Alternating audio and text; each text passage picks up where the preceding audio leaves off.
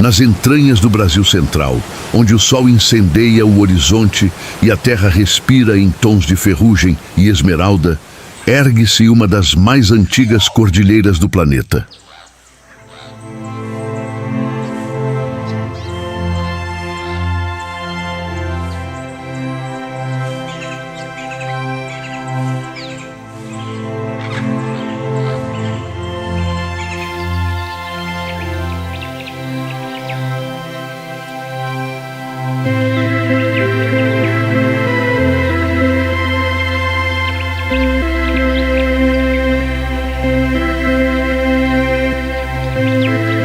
A Serra do Espinhaço, com seus 1,8 bilhão de anos, corta Minas Gerais como uma espinha dorsal de pedra e vida. Aqui, entre picos que tocam os 1.800 metros de altitude e vales onde o tempo parece ter esquecido de passar, uma sinfonia selvagem ressoa a cada amanhecer.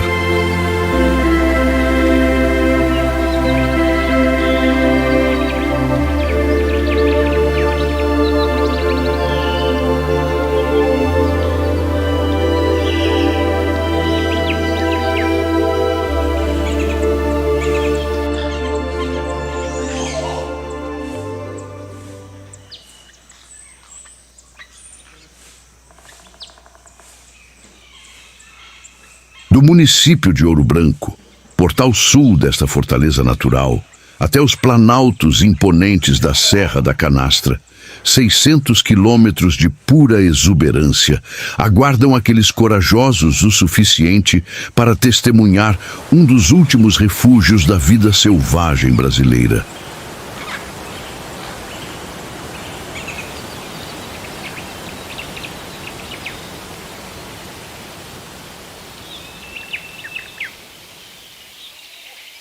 Esta não é uma jornada comum, é uma expedição através de ecossistemas que viram continentes se separarem, que resistiram a eras glaciais e hoje abrigam criaturas encontradas em nenhum outro lugar da Terra.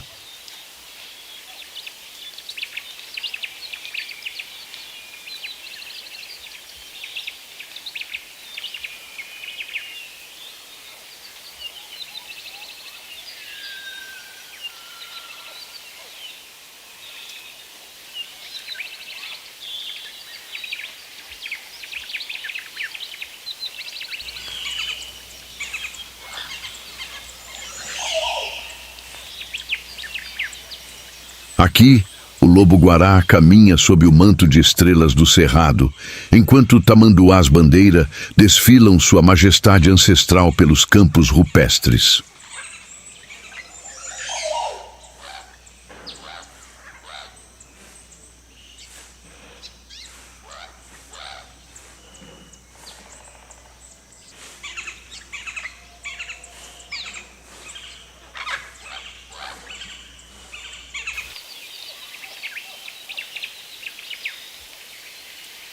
Onças pintadas espreitam das sombras das matas ciliares e aves de plumagens impossíveis cortam os céus como fragmentos de arco-íris perdidos.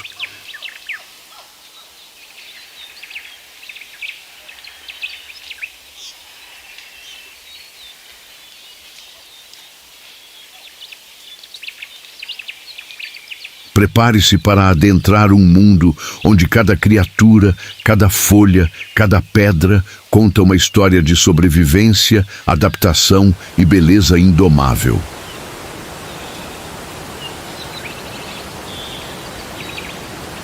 Este é o Brasil selvagem em sua expressão mais pura, mais crua, mais extraordinária.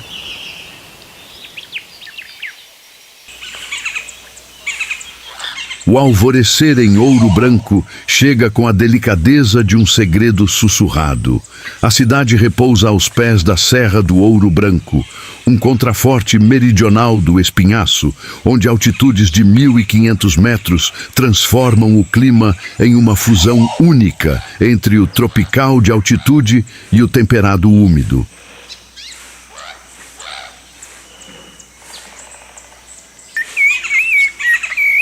Quando os primeiros raios de sol perfuram a névoa matinal, uma orquestra natural toma forma. O canto do sabiá laranjeira ecoa pelas encostas de Mata Atlântica que ainda vestem estas montanhas, sua melodia líquida e cristalina anunciando o novo dia.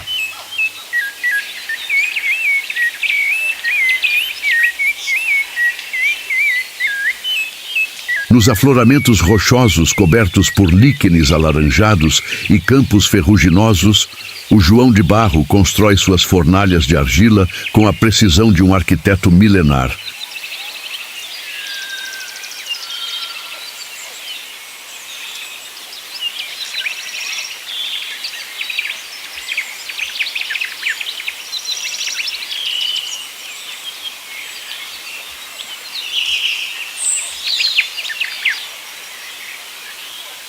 Enquanto o gavião carijó planeja em círculos preguiçosos, seus olhos amarelos vasculhando cada movimento no dossel verde abaixo.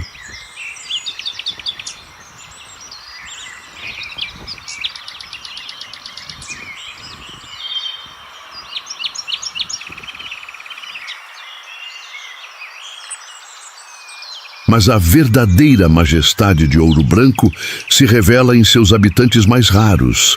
Aqui, nos remanescentes de Mata Atlântica montana que se agarram às vertentes úmidas, o macuco, ave terrestre tímida e ancestral, caminha entre a serrapilheira com a cautela de quem conhece predadores.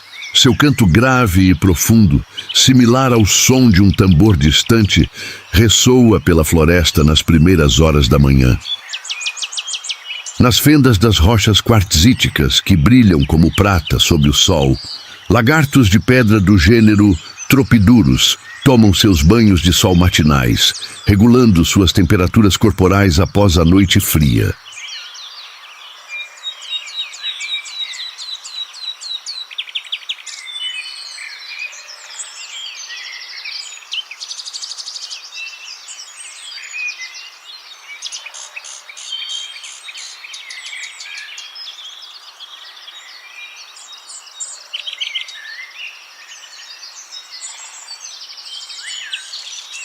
E quando a sorte sorri aos observadores mais pacientes, pode-se avistar o raro sagui da serra escuro, primata endêmico de Minas Gerais, com sua pelagem marrom acinzentada e tufos auriculares brancos, saltitando entre as bromélias que enfeitam os galhos mais altos das candeias e quaresmeiras em flor.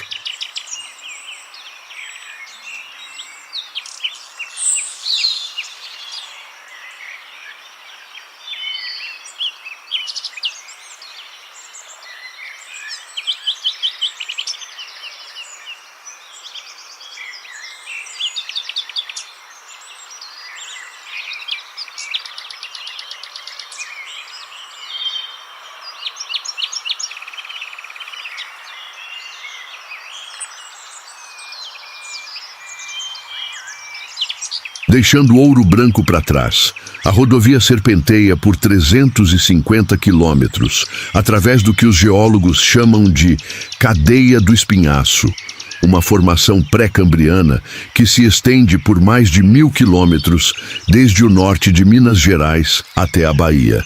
Esta é uma terra esculpida por bilhões de anos de erosão, onde quartzitos, xistos e filitos criam um mosaico de solos pobres, mas extraordinariamente ricos em biodiversidade.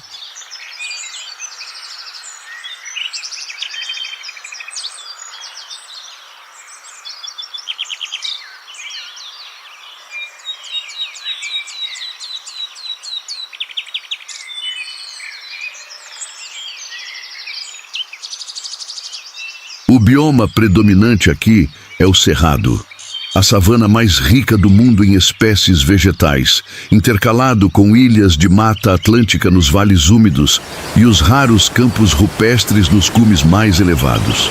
As temperaturas podem variar dramaticamente, de 8 graus centígrados nas madrugadas de inverno a 35 graus centígrados nos picos do verão, exigindo adaptações extraordinárias de seus habitantes.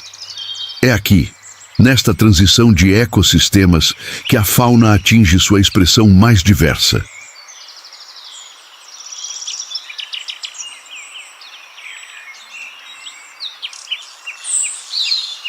O lobo-guará, canídeo de pernas impossíveis, que mais parece uma raposa montada em palafitas, percorre até 30 quilômetros por noite em busca de sua dieta onívora.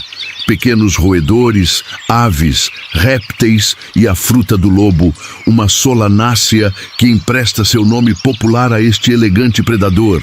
Sua pelagem alaranjada, com a distintiva crina negra erguida, torna-o inconfundível ao luar.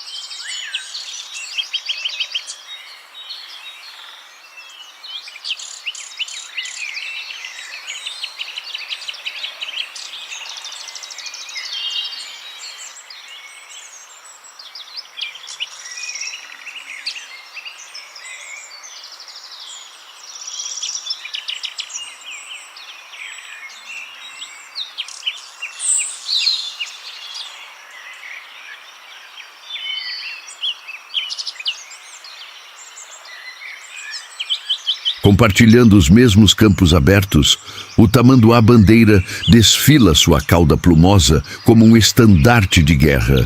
Suas garras de 15 centímetros de comprimento, capazes de rasgar cupinzeiros de concreto ferroso com facilidade assustadora.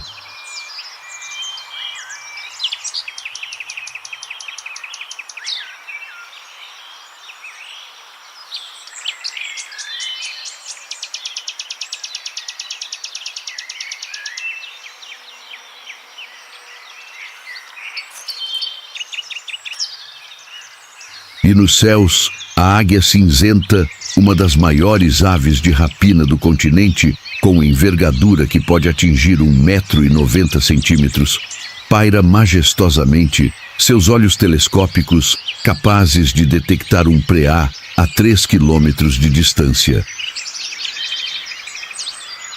Conforme a estrada ganha altitude, entramos no reino dos campos rupestres, um dos ecossistemas mais antigos e ameaçados do planeta. Acima dos 1.400 metros de altitude, a vegetação transforma-se em um tapete baixo de gramíneas, líquens e plantas suculentas que desafiam a lógica da sobrevivência.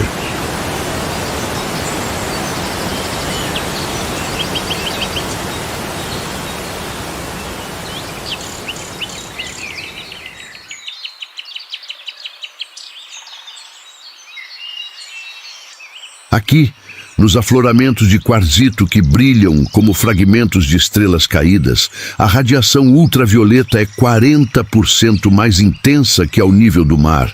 Os ventos podem atingir 80 quilômetros por hora e a amplitude térmica diária ultrapassa 20 graus centígrados. Somente os mais adaptados prosperam.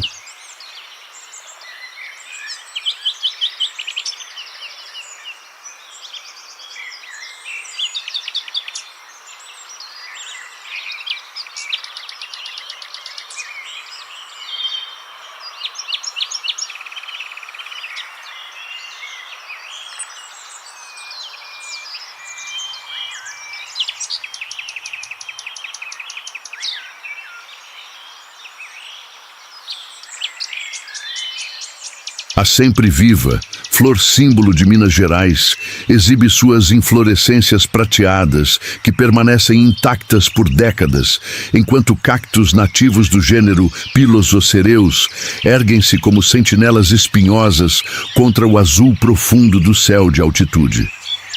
Neste ambiente marciano, uma fauna especializada desenvolveu estratégias engenhosas.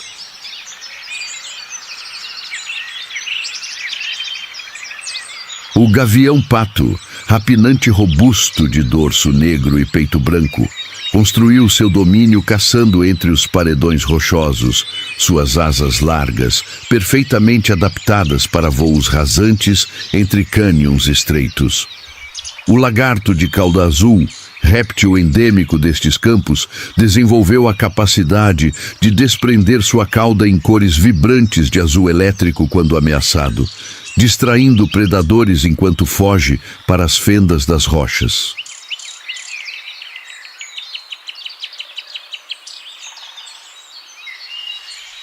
E nas noites estreladas, quando as temperaturas despencam para próximo de 0 graus centígrado, a cuíca lanosa emerge de seu abrigo entre as pedras, marsupial do tamanho de um rato com pelagem densa como lã, cuja existência só foi confirmada pela ciência nas últimas 2 décadas, forrageando insetos e pequenas frutas com seus olhos negros imensos, perfeitamente adaptados à escuridão absoluta da altitude. A Serra do Espinhaço não é apenas espinhaço de pedra, mas também artéria vital de água.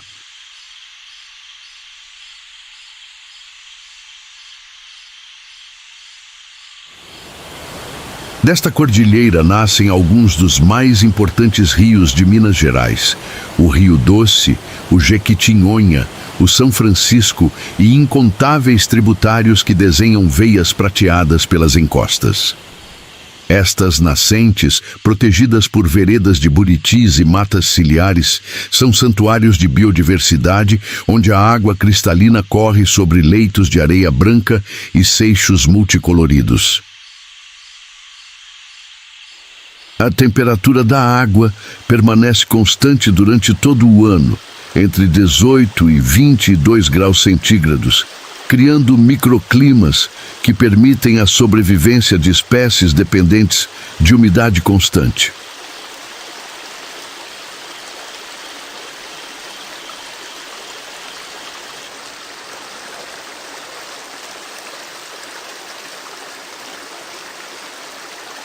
Nas margens sombreadas, samambaias arborescentes de 3 metros de altura parecem ter sido transportadas de florestas jurássicas, enquanto orquídeas raras desabrocham em explosões de púrpura, amarelo e branco.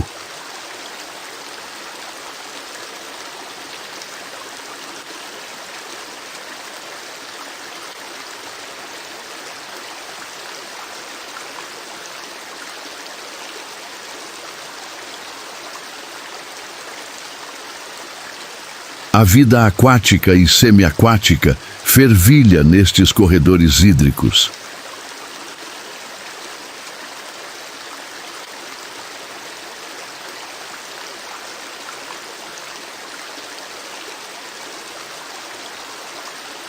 A lontra, mamífero aquático de pelagem chocolate e barriga prateada, desliza pelas águas com graça hipnótica, seus bigodes sensíveis detectando os movimentos de peixes e crustáceos mesmo em águas turvas.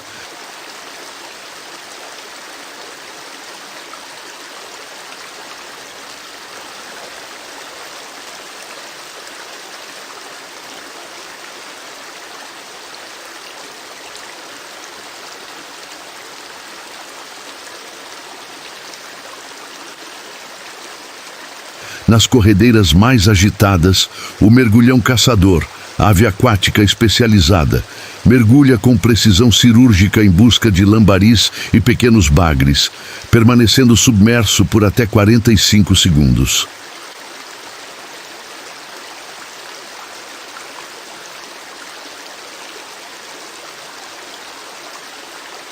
E nas poças calmas, onde a água forma espelhos perfeitos do céu, o socoboi permanece imóvel, como escultura de bronze, seu pescoço retraído pronto para disparar em fração de segundo quando uma presa desavisada se aproxima.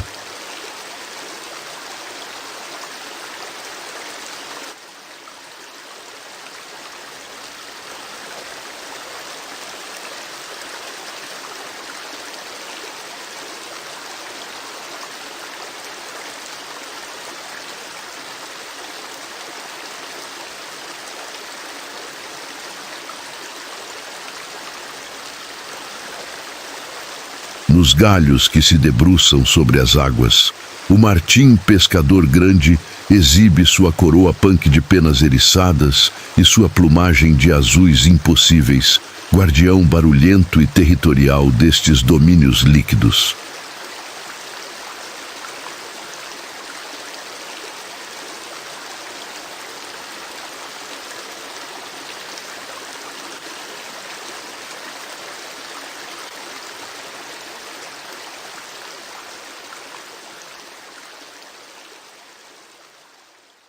Após cruzar 200 quilômetros de montanhas e vales, a paisagem se abre em vastas extensões de cerrado, bioma que já cobriu 21% do território brasileiro e hoje resiste em fragmentos cada vez mais isolados.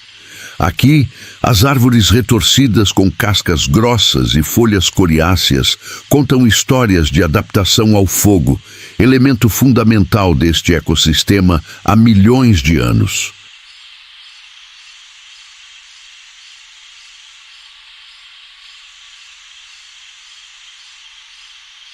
O pequizeiro, árvore robusta com tronco, que pode superar 50 centímetros de diâmetro, oferece seus frutos aromáticos e espinhosos que alimentam desde antas até araras.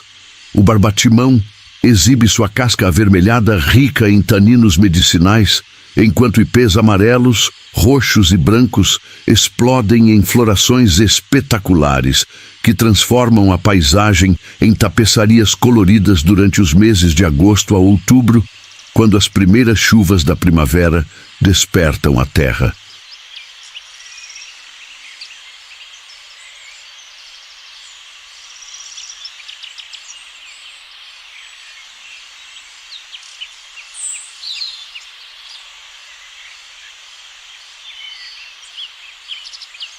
Este mar de árvores baixas e gramíneas douradas é palco de dramas épicos de sobrevivência.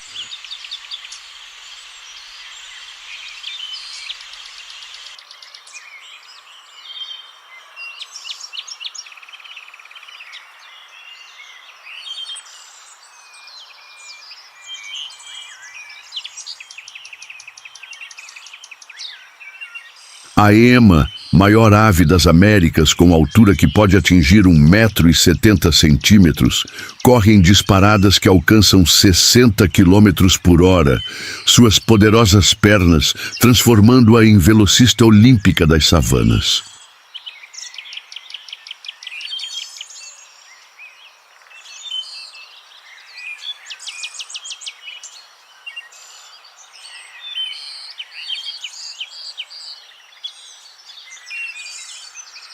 O tatu canastra, maior tatu do mundo com peso, que pode superar 50 quilogramas, escava tocas monumentais que servem de abrigo para dezenas de outras espécies, verdadeiro engenheiro do ecossistema cujas garras de 20 centímetros revolvem toneladas de terra anualmente.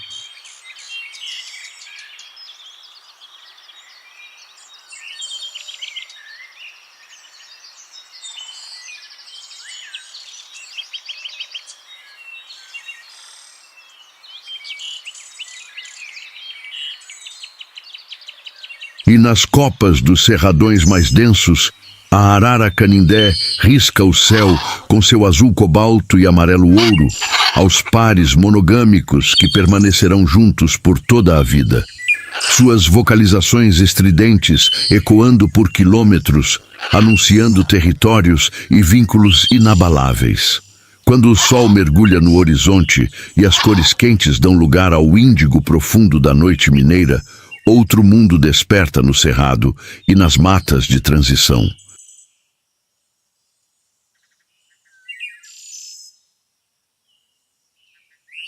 A temperatura cai rapidamente, perdendo até 15 graus centígrados em poucas horas, e o coro noturno começa.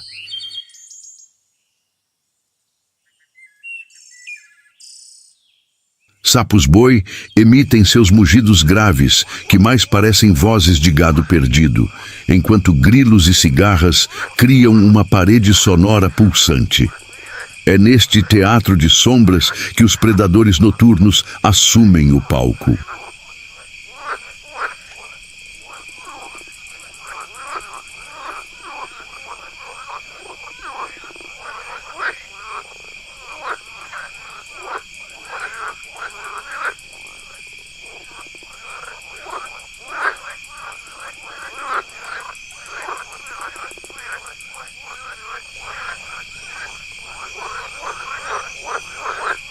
A sussuarana, também conhecida como onça parda, move-se como fumaça dourada entre as árvores, seus olhos refletindo luz verde esmeralda quando capturados por qualquer fonte luminosa.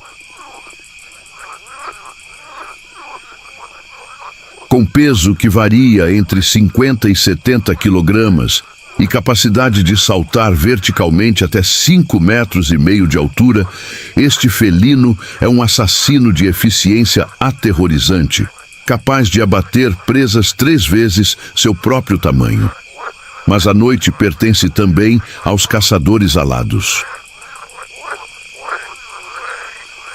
A coruja buraqueira, pequena sentinela de pernas longas que habita buracos no chão cavados por tatus, emerge ao crepúsculo para caçar gafanhotos, escorpiões e pequenos roedores com precisão mortal. Suas vocalizações cômicas, que mais parecem risadas estranguladas, contrastam com sua natureza letal.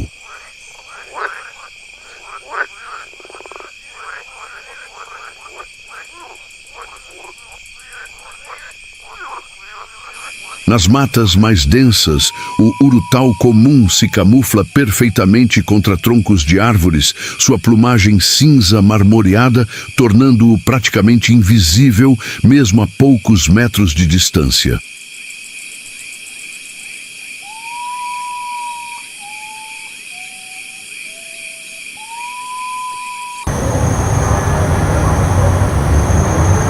Quando abre sua boca descomunal, capaz de engolir insetos do tamanho de beija-flores em voo, revela um abismo negro cercado por cerdas que funcionam como rede de captura.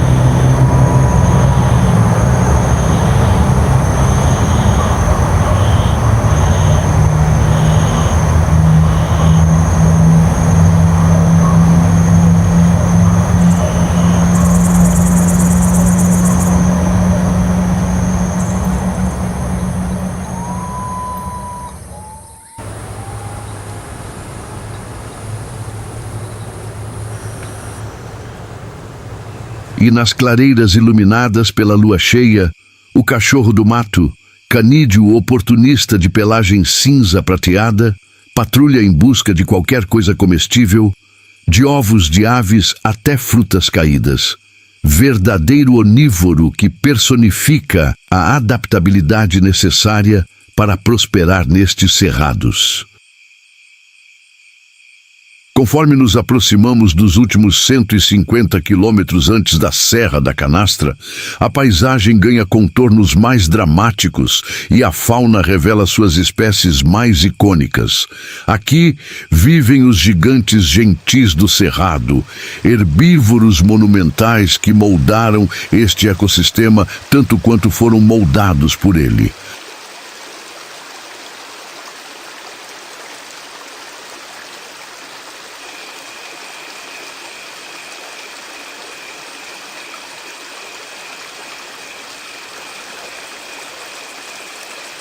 A anta brasileira, maior mamífero terrestre da América do Sul, com peso que pode exceder 300 quilogramas, move-se pelas matas ciliares e campos úmidos com surpreendente graciosidade para um animal de tal porte. Sua tromba preênsil, adaptação única entre os mamíferos sul-americanos, permite que alcance folhas e frutos em alturas inacessíveis a outros herbívoros.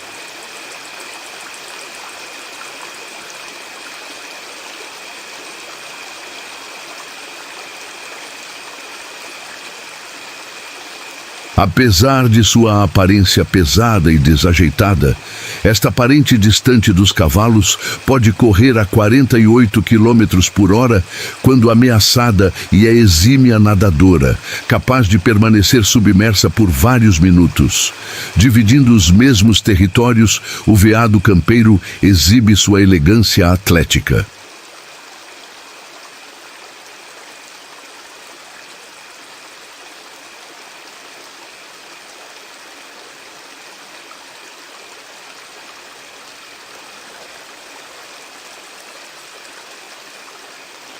Machos adultos portam galhadas que podem atingir 40 centímetros de comprimento, ramificadas em 3 pontas, que são renovadas anualmente em um processo de crescimento acelerado que consome enormes quantidades de cálcio e fósforo. Suas vocalizações durante a época de acasalamento entre abril e junho são assobios agudos que lembram sons de aves capazes de atrair fêmeas a distâncias superiores a 2 quilômetros.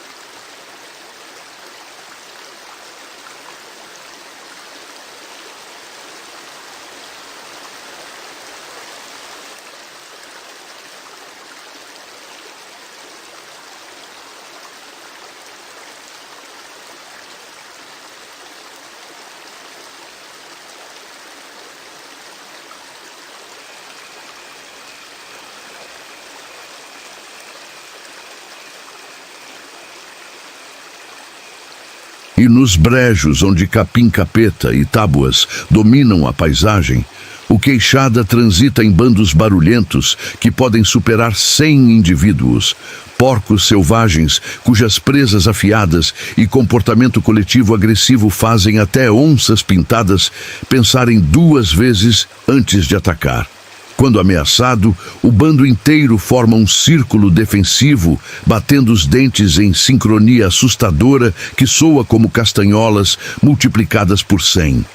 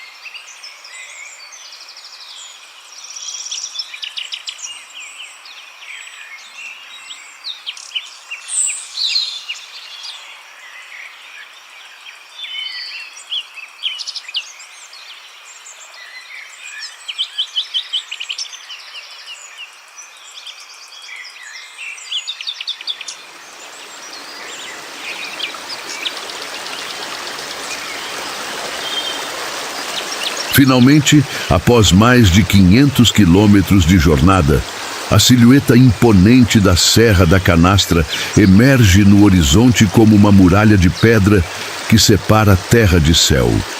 Este planalto de quartzito, com 1.400 metros de altitude média e picos que tocam 1.496 metros, é o berço do Rio São Francisco, artéria vital que atravessará 2.840 quilômetros até desaguar no Atlântico Nordestino.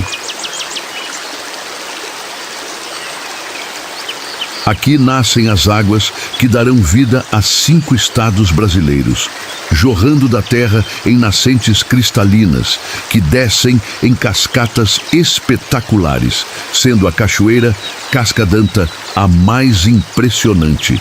186 metros de queda livre, onde a água se transforma em névoa prateada antes mesmo de tocar o poço natural abaixo.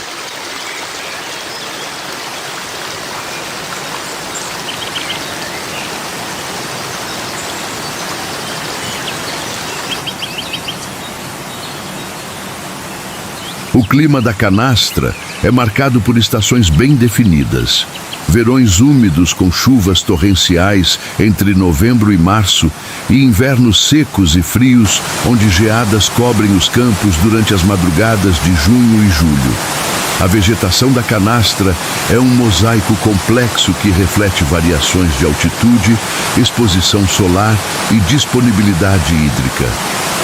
Campos limpos dominam os platôs mais elevados, onde gramíneas baixas resistem a ventos constantes de 50 a 70 km por hora.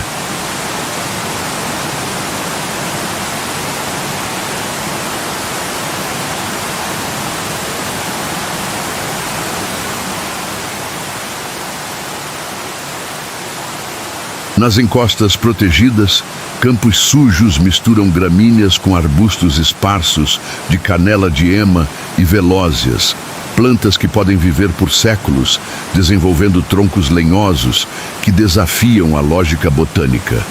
E nas grotas úmidas protegidas do vento e do fogo, florestas nebulares abrigam samambaias gigantes, begônias raras e orquídeas endêmicas que nunca foram catalogadas pela ciência.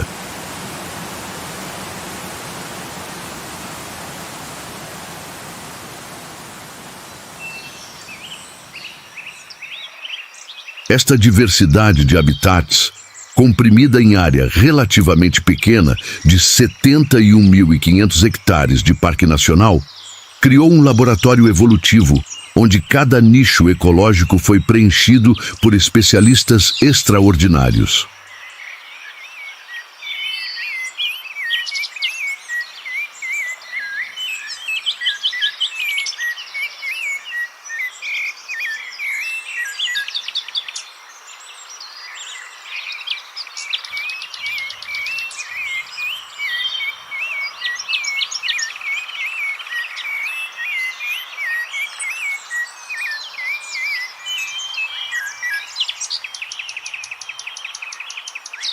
Se a Serra da Canastra possui uma rainha indiscutível, esta é a onça-pintada, o maior felino das Américas e terceiro maior do mundo, superado apenas por leões e tigres.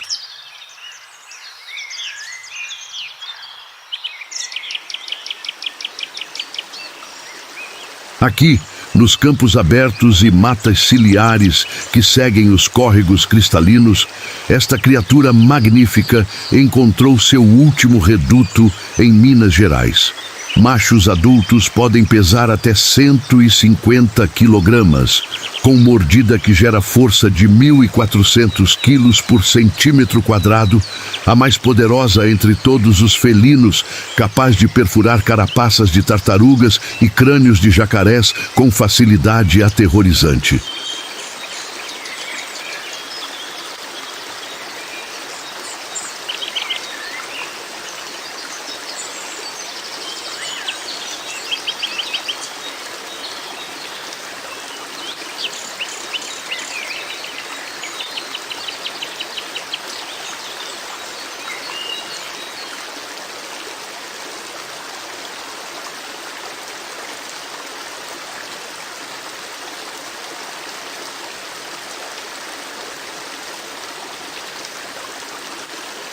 Sua pelagem dourada, salpicada de rosetas negras que envolvem manchas centrais, cria um padrão único para cada indivíduo, impressão digital natural que permite aos pesquisadores identificar e monitorar cada animal através de armadilhas fotográficas estrategicamente posicionadas. A vida de uma onça pintada na canastra é exercício de paciência e poder explosivo.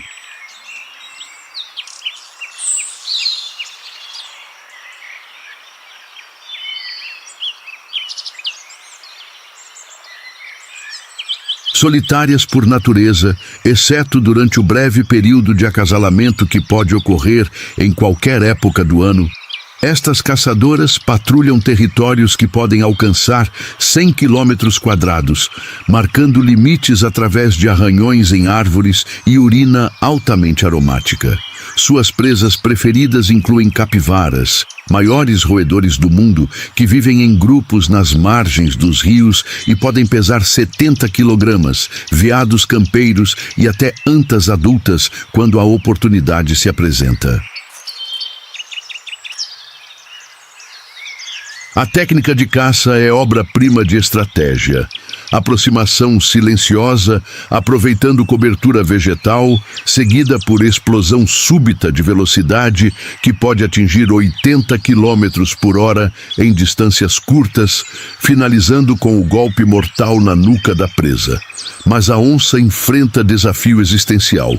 Restam menos de 50 indivíduos na região, população perigosamente pequena que luta contra a endogamia e perda de habitat.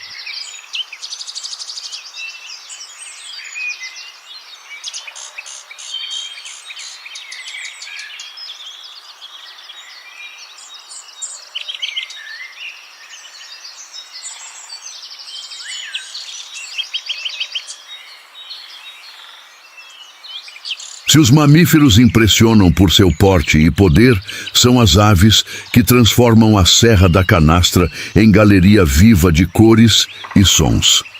Mais de 340 espécies foram registradas no parque, desde beija-flores minúsculos que pesam menos de 3 gramas, até aves de rapina com envergadura superior a 2 metros.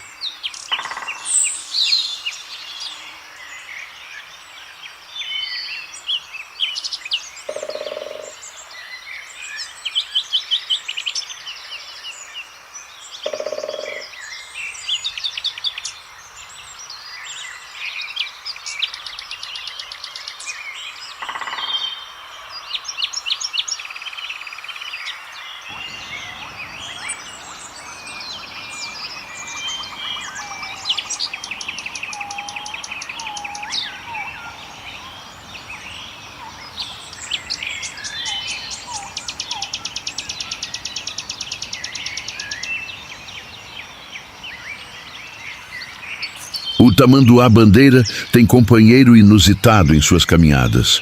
O ano branco, ave negra com bico alaranjado, que segue os grandes mamíferos para capturar gafanhotos e outros insetos espantados por suas passadas.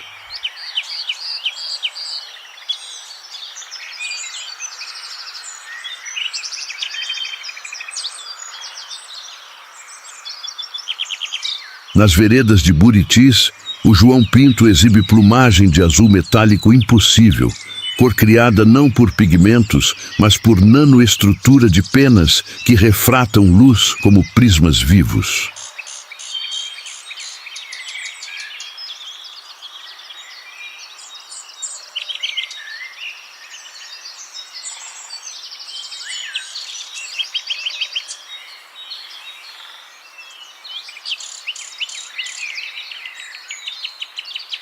E nos paredões rochosos próximos às cachoeiras, o andorinhão do temporal constrói ninhos de saliva endurecida em fendas impossíveis. Seus voos acrobáticos atingindo velocidades que superam 170 quilômetros por hora. Mas é o gavião de penacho a verdadeira joia alada da canastra. Esta águia de médio porte, com seu característico topete duplo de penas negras que se ergue quando excitada, caça em parceria monogâmica que pode durar décadas.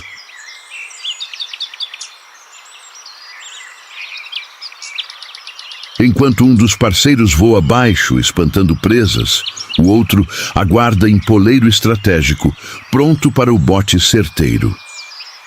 Suas vocalizações são assobios melancólicos que ecoam pelos vales nas primeiras horas da manhã, anunciando territórios e reforçando laços conjugais.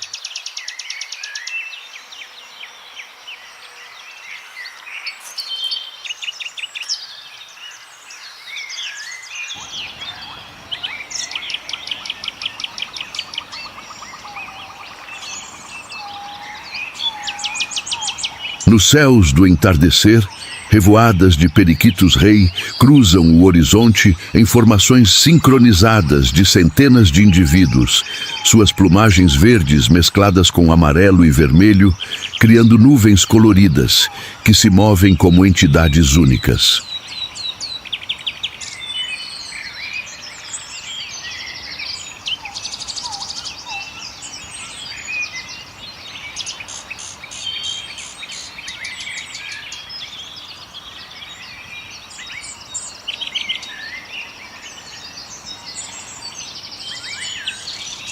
E quando a lua nasce sobre os campos dourados, a coruja orelhuda, predadora noturna de olhos laranja incandescente, inicia sua caçada silenciosa, suas penas especializadas eliminando completamente o som do voo, fantasma alado que materializa morte súbita para roedores incautos.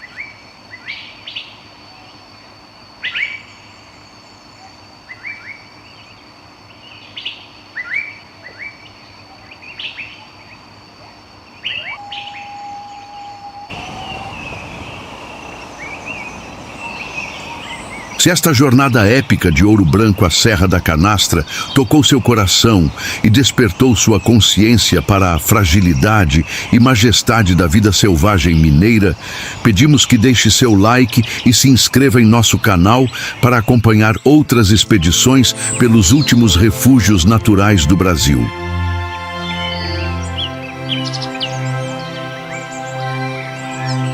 Cada visualização, cada compartilhamento, cada comentário contribui para amplificar a urgência da conservação destes ecossistemas únicos que enfrentam pressões crescentes de expansão agrícola, mineração e mudanças climáticas. Juntos, podemos garantir que as próximas gerações ainda ouvirão o uivo do lobo-guará ecoando sob estrelas do cerrado.